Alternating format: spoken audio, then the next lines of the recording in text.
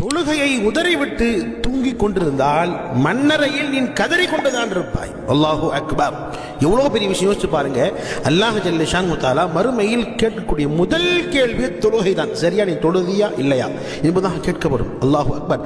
அந்த நேரத்திலே நம்ம அல்லாஹ்வுக்கு என்ன பதில் சொல்ல போகிறோம்? இன்னைக்கு நம்ம ஃபஜர் தொழுகிறது இல்லை, லுஹர் தொழுகிறது இல்லை, அஸர் தொழுகிறது இல்லை, மக்ரிப் தொழுகிறது இல்லை, இஷா தொழுகிறது இல்லை, எந்த தொழுகையும் நாம் தொழுகிறது இல்லை. ஆனால் சொர்க்கம் எனக்கு வேணும், நிம்மதியான வாழ்க்கை எனக்கு வேண்டும் என்பதாக நாம் சொல்லிக் கொண்டிருக்கிறோம். கணித்திற்குரியவர்களே, குர்ஆன் தெளிவாக நமக்கு சொல்லி காட்டுகிறது. அதாவது அல்லாஹ்வை நாம் வணங்கி வாழ்ந்தோம் என்று சொன்னால் நிம்மதியான பரக்கத்தான வாழ்க்கை கிடைக்கும். இதில் எவ்விதமான சந்தேகமும் இல்லை.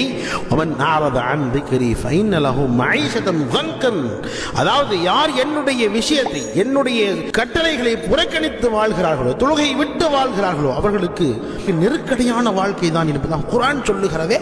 தொழுகையை விட்டு நிம்மதியை எதிர்பார்க்கிறோம், தொழுகையை விட்டு வாழ்க்கையில் பரக்கத்தவில்லை என்பதாக சொல்லுகிறோம், தொழுகையை விட்டு வியாபாரம் சரியில்லை என்பதாக சொல்லுகிறோம். கண்ணியத்திற்குரியவர்களை யோசிச்சு பார்க்கணும்.